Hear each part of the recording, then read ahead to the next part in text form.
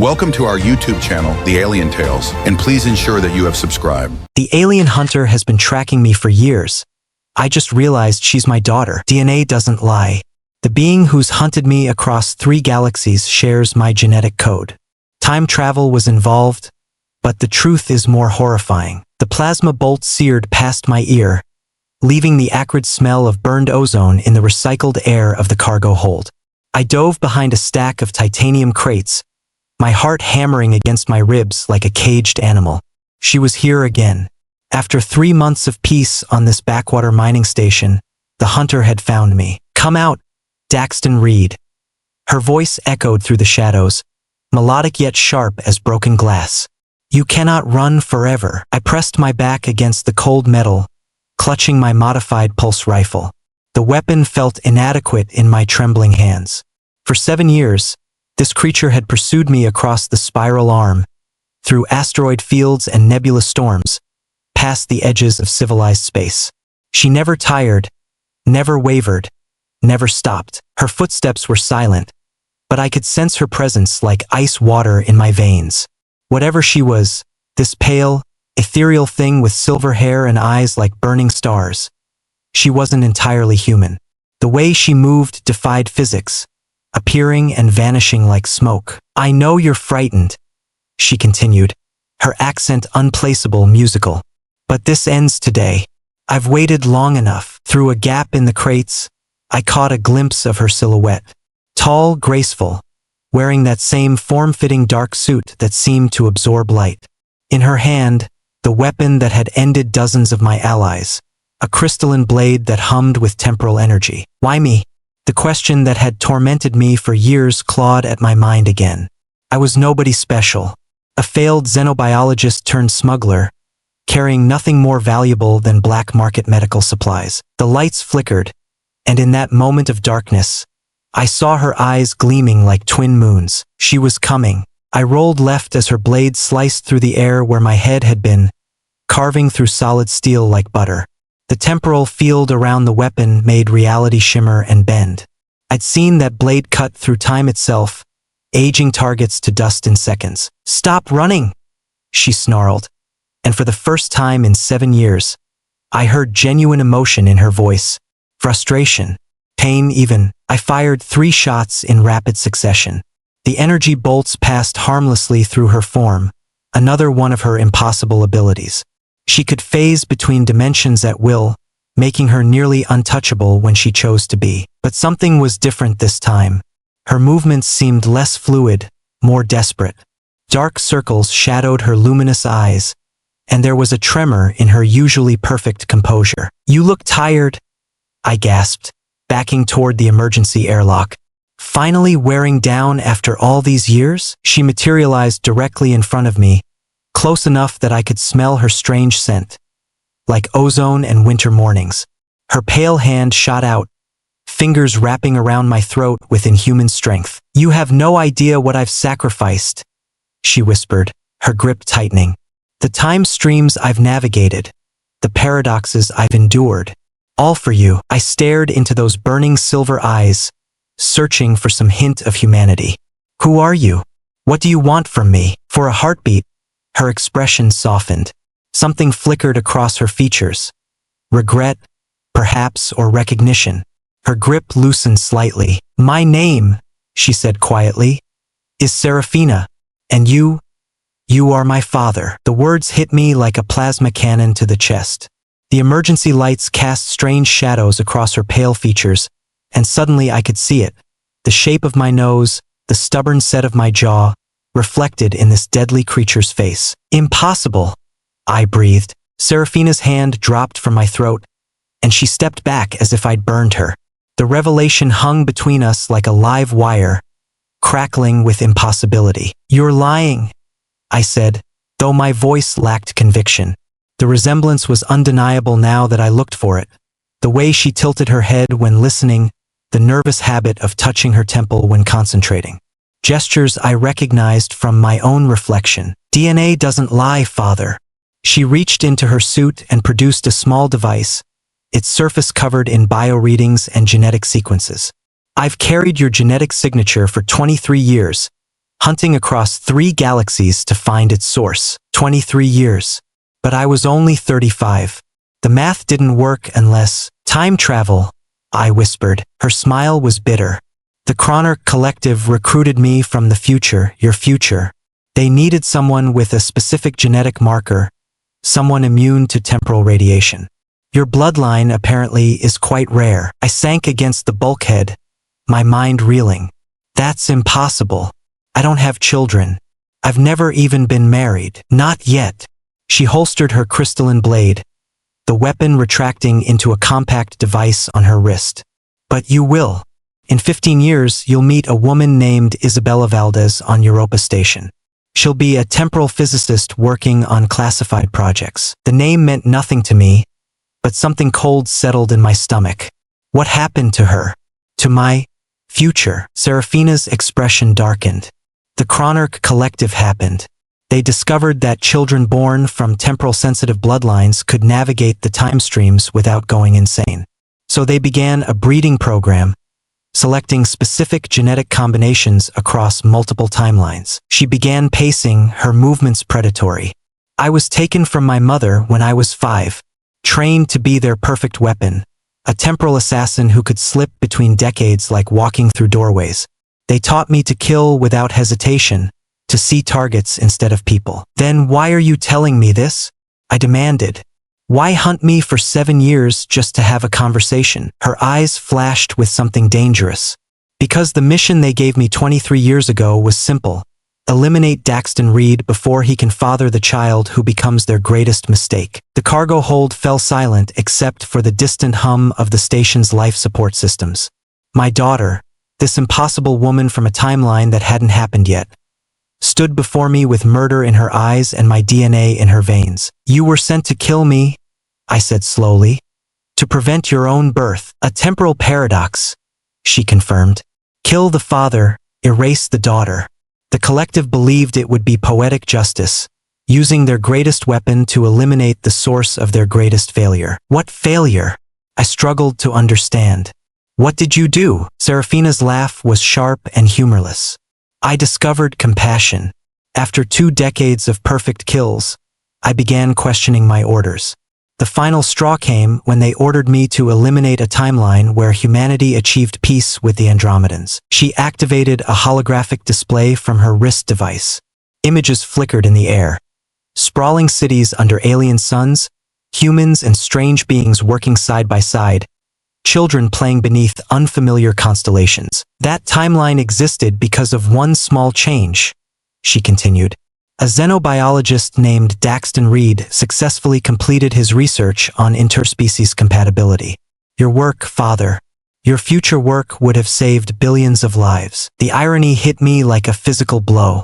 So they sent you back to kill me before I could do that research. Yes, but after 7 years of hunting you, watching you from the shadows, studying your life, I began to understand why the collective feared what you might become. Her voice grew softer. You save people even at great cost to yourself. These medical supplies you're smuggling, they're for the refugee camps on Kepler 442b, aren't they? I nodded, unable to speak. I've seen you risk your life dozens of times for strangers. You have the same compulsion that eventually drove me to rebellion, the inability to ignore suffering when you have the power to stop it. Her weapon hummed to life again, but this time she held it loosely at her side. The question is, do I complete my mission and erase us both from existence? Or do I find another way? There has to be another way, I said, though desperation edged my voice. If you kill me, you'll create a paradox that could unravel both our timelines. Serafina shook her head. Paradoxes are more resilient than people think. The universe tends to find ways to heal temporal wounds. If I succeed, a new timeline will emerge where the collective never had their perfect weapon, but they'll find other ways to achieve their goals. She moved closer, and I noticed the exhaustion in her posture, the weight of years pressing down on her shoulders. Do you know what it's like to carry the memories of lives unlived? I remember growing up with you, Father.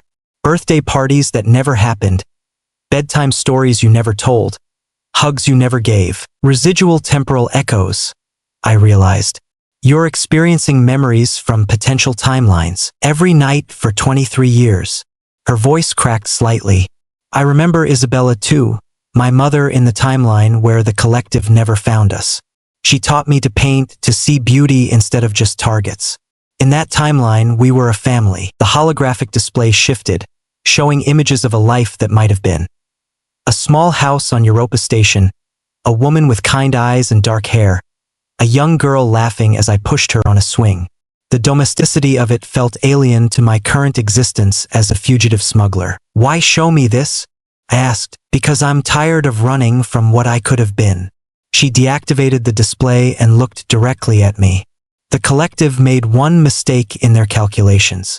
They assumed I would remain their obedient weapon forever. But being near you, observing your choices, has awakened something I thought they'd burned out of me. What's that? Hope. She smiled, and for a moment, I saw the daughter I'd never had.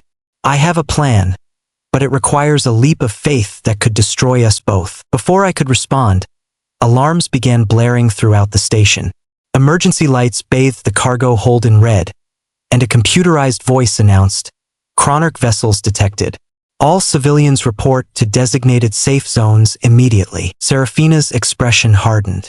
They've found us. Through the viewport, I saw them. 3 sleek vessels that seemed to bend light around their hulls, their surfaces shifting like liquid mercury. Chronarch ships existed partially outside normal spacetime, making them nearly impossible to track or target. How many? I asked, checking my rifle's charge. A full extraction team, Serafina replied grimly. 12 temporal agents, each one nearly as trained as I am. They're here to retrieve me and ensure you're eliminated. The station shuddered as the Chronarch vessels latched onto the docking bays. I could hear the distant sound of cutting torches and the screams of civilians. Your plan, I said urgently. What is it? Serafina pulled out a device I'd never seen before. A crystalline sphere that pulsed with temporal energy. A chronoton bomb. It creates a localized time loop, trapping everything within a 1-kilometer radius in a recursive temporal bubble. That's insane. We'd be stuck reliving the same moments forever. Not if we can break the loop from the inside. Her eyes gleamed with desperate hope. Your research, the work you'll do in the future, it includes temporal mechanics, doesn't it? Your mind has the same resistance to temporal radiation that makes me valuable to the collective. I thought back to my abandoned xenobiology studies, the theoretical papers I'd written on interdimensional biology. I studied some temporal theory, but I'm no expert. You don't need to be an expert. You just need to be my father. The cargo hold's main entrance exploded inward in a shower of sparks and twisted metal. Through the smoke, I saw figures in dark armor moving with inhuman precision. Their weapons hummed with the same temporal energy as Serafina's blade. Serafina 9, a cold voice called out. You will stand down and return to base for reconditioning. The target will be terminated. I'm not Serafina 9 anymore, my daughter called back, her voice ringing with defiance. My name is Serafina Reed, and I choose my own mission. She activated the chronoton bomb. Reality began to shimmer around us, and I felt the strangest sensation, as if time itself was holding its breath. Whatever happens next, she said, grabbing my hand. Remember that you raised a daughter who chose love over duty. The world exploded into light. The loop began at 14 hours, 27 minutes, and 33 seconds station time. I watched the chronometer reset for the 15th time as the Chronarch agents burst through the cargo hold entrance. Their weapons raised, time folding back on itself like origami made of light. The key is to create variations, Serafina explained as we crouched behind the titanium crates for the 15th time. Small changes that accumulate with each iteration. Eventually, we can break the pattern. I was beginning to understand the loop structure. We had exactly 4 minutes and 12 seconds before the chronoton bomb reset everything. Each cycle, we retained our memories while everyone else, including the Chronarch agents, repeated their actions exactly. Why aren't they affected? I asked. The bomb was designed for temporal agents. It recognizes Chronarch technology and excludes it from the reset, but their minds are still trapped in the pattern. She smiled grimly.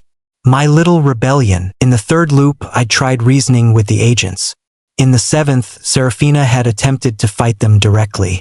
By the 10th, we'd realized that brute force wouldn't work. The solution required something more subtle. Your research, she said urgently as the agents began their scripted approach. Tell me about the interdimensional biology papers you wrote. They were theoretical. I proposed that consciousness might exist partially outside normal spacetime, connected to the physical brain through quantum entanglement. That's it. Her eyes lit up. Consciousness as a temporal anchor. If we can synchronize our quantum states, we might be able to pull each other outside the loop. The lead agent raised his weapon. In 30 seconds, he would demand Serafina's surrender. I had an idea, but it required perfect timing. Can you phase both of us out of normal space? I asked. Not for long, and not while maintaining the bomb's integrity. How long? Maybe 10 seconds. I gripped her hand tighter. On my mark, phase us out. Then, when we rematerialize, throw the bomb directly at the lead agent. That will destabilize the entire loop. Exactly. I met her silver eyes. Trust me, Serafina. For once in your life, trust your father. The agent opened his mouth to speak his scripted demand. Now, we phased out of reality just as the lead agent's weapon discharged. In the space between dimensions, everything was silent and gray, like being underwater in an ocean of static. Serafina's hand in mine was the only solid thing in a world of ghosts. The bomb, she gasped, her form flickering with the strain of maintaining our phase state. I can't hold it much longer. Through the dimensional barrier, I could see the Chronarch agents frozen in mid-motion, their temporal armor gleaming like beetles' shells. The loop was vulnerable here, in the spaces between seconds. Release us, I said. Trust the plan. We materialized directly in front of the lead agent. Serafina hurled the chronoton bomb with perfect accuracy, and I watched his eyes widen in surprise. The first deviation from the script in 16 loops. The bomb struck his chest plate and immediately began destabilizing. Temporal energy cascaded through the cargo hold like liquid lightning, and I felt the loop shuddering, trying to maintain coherence while its foundation cracked. Impossible! The agent snarled, his voice distorting as multiple timeline versions of his words overlapped. The loop should be absolute. Nothing's absolute, I replied, surprising myself with my confidence. That's the first law of temporal mechanics. Uncertainty always finds a way. The other agents raised their weapons, but their movements were sluggish, fighting against the degrading loop structure. Serafina moved like liquid mercury, her blade carving through the air in patterns that left afterimages of light. Father, she called over the chaos. The loop is collapsing, but it's taking the station with it. We need to contain the temporal cascade. I looked around desperately. The walls were beginning to age and decay in fast forward, metal oxidizing and bulkheads cracking as different time streams bled into each other. Through the viewport, I could see the mining station's superstructure twisting impossibly. Then I remembered something from my abandoned research, a theoretical application of quantum consciousness that I'd never dared to test. Serafina, can you link our neural patterns? Create a shared consciousness matrix. That's never been attempted with organic minds. Neither has breaking a Chronarch time loop. A section of the ceiling crashed down nearby, aged to dust by temporal radiation. Do it! She pressed her palm against my forehead, her eyes blazing with silver fire. The neural link opened like a flower blooming in my mind. Suddenly, I wasn't just Daxton Reed. I was also Serafina, carrying 23 years of training, hunting, and impossible memories. I felt her pain, her loneliness, the weight of decisions that had shaped her into a weapon. And she felt me. My regrets, my abandoned dreams, the love for a daughter I'd never known I had. Together, her voice echoed in our shared consciousness. We can stabilize the temporal matrix. Through our linked minds, I could perceive the loop structure like a vast mathematical equation written in light and possibility. It was beautiful and terrifying, a knot of causality that threatened to unravel reality itself. The Chronarch agents were screaming now, their temporal armor overloading as competing timelines tried to exist simultaneously. But we weren't fighting the chaos, we were embracing it, using our combined consciousness as an anchor point for the collapsing loop. Your research was right, Serafina's thoughts whispered through mine. Consciousness does exist outside spacetime. That's why I could hunt you across multiple timelines. Some part of me always recognized you. I felt her memories more clearly now. The cold training facilities of the collective, the first time she'd killed, the moment she'd begun to question her orders. But also the phantom memories of the timeline that never was, birthdays and bedtime stories. A father's love that existed only in quantum possibility. I'm sorry I projected back. For not being there. For not protecting you. You're here now, she replied.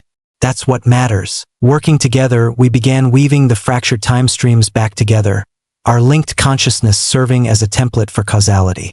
It was like rebuilding a broken clock while it was still running, each decision rippling backward and forward through the timeline. The station stopped aging. The agents stopped screaming. Reality held its breath. And then, impossibly, the loop stabilized, not as a prison, but as a bridge between what was and what could be. It's working, Serafina thought in wonder. We're actually doing it, but I felt something else through our link. A presence watching us, ancient and vast and very, very angry. The Chronarch Collective had noticed what we'd done. The presence descended like a storm front made of time itself. Through our neural link, I felt Serafina's terror. A fear so primal it seemed to reach back to the moment of her birth and forward to every possible death. They're coming, she projected. The collective doesn't just manipulate time, they are time. Beings who exist across all possible moments simultaneously. The cargo hold began to shift around us, walls becoming transparent as multiple timeline versions of the same space overlapped. I saw echoes of our fight, shadows of what might have been, ghost images of lives unlived. Father, Serafina's mental voice was fading as the collective's presence pressed against our link. I need you to know something. In all the timelines I've seen, in all the possibilities I've navigated, there's one constant. You always choose to save people even when it costs you everything. A voice spoke from everywhere and nowhere, vast as galaxies and cold as the space between stars. The temporal anomaly will be corrected. The breeding program will continue. No, I said aloud, our shared consciousness blazing brighter in defiance. We choose our own timeline. Through the neural link, I felt Serafina's love, not just for me, but for the universe itself, for the possibilities of peace and growth and hope that the collective sought to control. Her rebellion hadn't been about destruction. It had been about choosing compassion over predetermined fate. The research, she whispered, your future work on interspecies compatibility, I can give it to you now. All of it. Through the link, knowledge flooded my mind.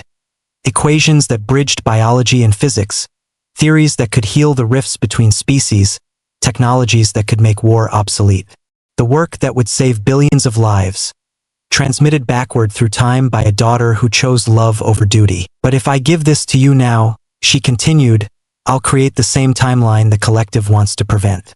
They'll come for you again. Then we'll be ready, I said. Together, the collective's presence pressed closer, reality warping under its attention. But something had changed in the quantum structure around us. Our neural link wasn't just sharing memories.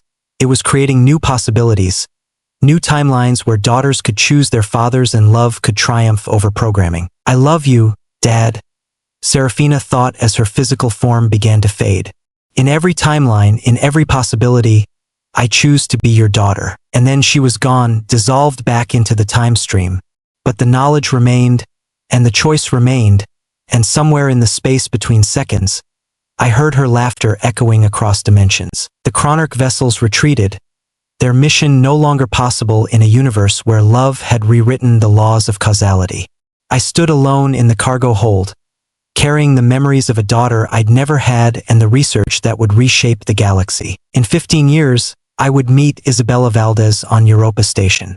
And this time, I would be ready to protect our daughter from those who would use her as a weapon. Time, I had learned, was not a river flowing in one direction. It was an ocean, vast and deep and full of infinite possibility. And love, it turned out, was the strongest current of all.